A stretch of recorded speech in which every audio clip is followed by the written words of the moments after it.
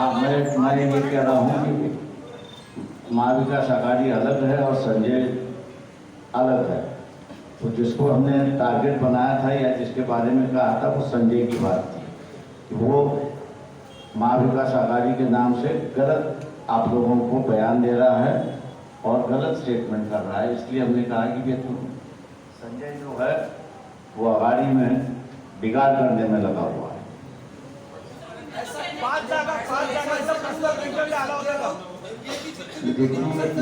जितनी हमको कहना था वो हमने कह दिया है।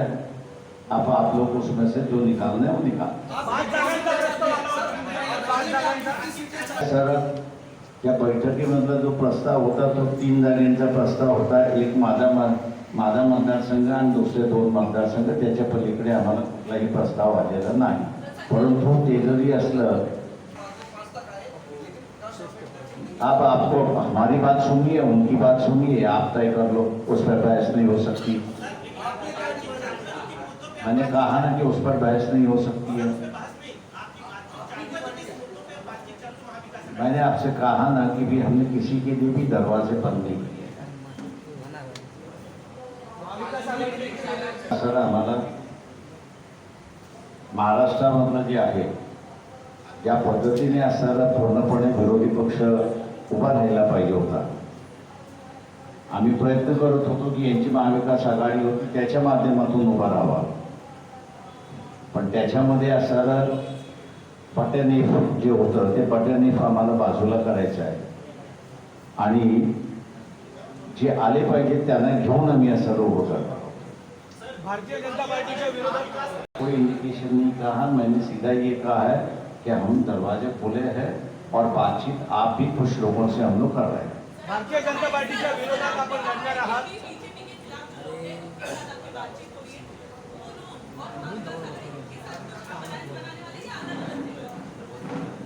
देखिए, मैंने इसलिए कहा है कि किनका रूप कैसा है वो आज मैं नहीं बताऊंगा।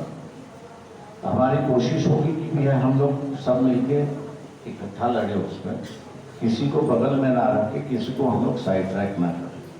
इसलिए हमने कोशिश है, इसलिए 2 तारीख जो है वो 2 तारीख को हम लोग जो है उसका फाइनल प्लान आपके सामने रखेंगे।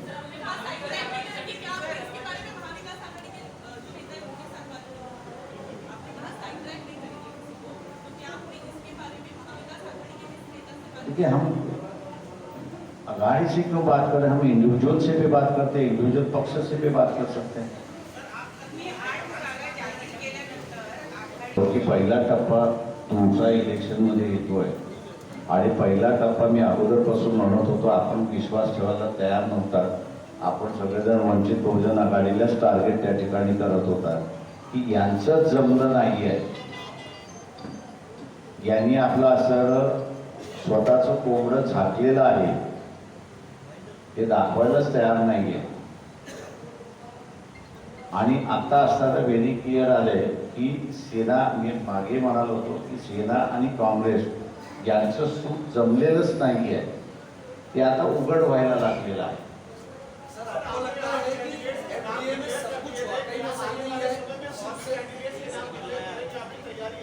ठीक है, 2 तारीख को जो मैंने जैसे कहा कि 2 तारीख को जो है वो फाइनली हम लोग सब कुछ जाहिर करेंगे। सर, एक सवाल ये है कि क्या आपको भी लगता है कि एनडीए में सब कुछ सही नहीं है?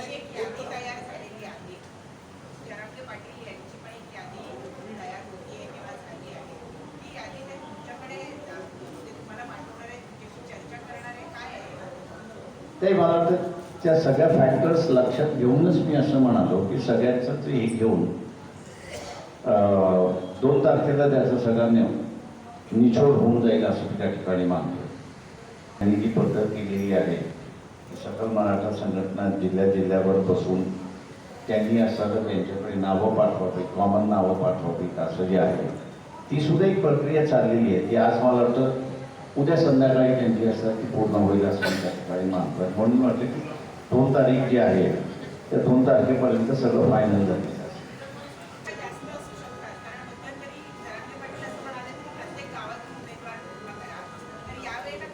माझी आमची जी चर्चा झाली त्याच्यामध्ये त्यांनी तो आग्रह सोडलेला आहे आणि जिल्ह्यामधले सकल मराठा समाज जे आहे त्यांच्यामधनं त्यांनी नावं द्यावीत असं म्हटलेलं आहे त्याच्यामध्ये.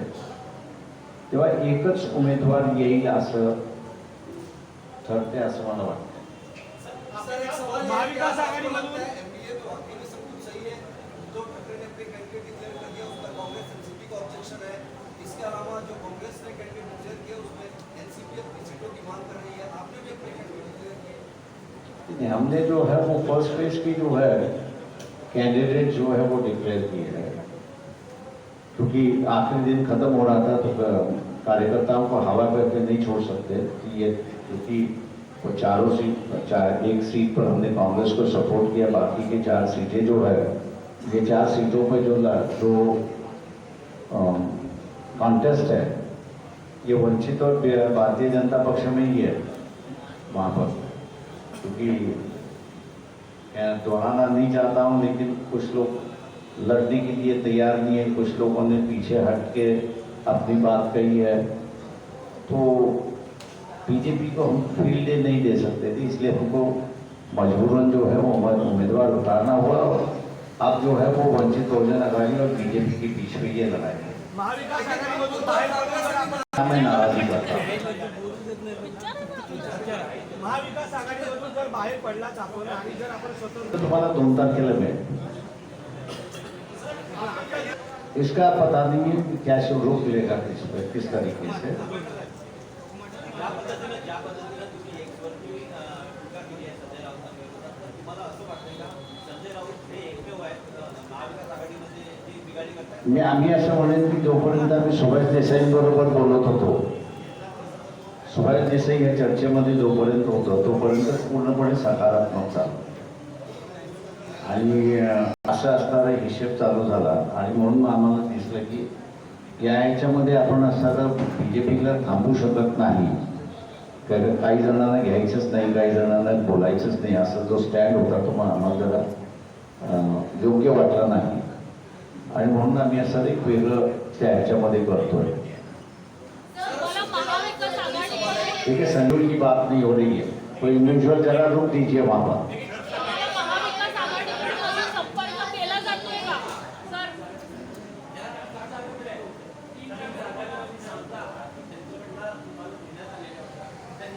निश्चितपणे मी आपल्याला सांगेन.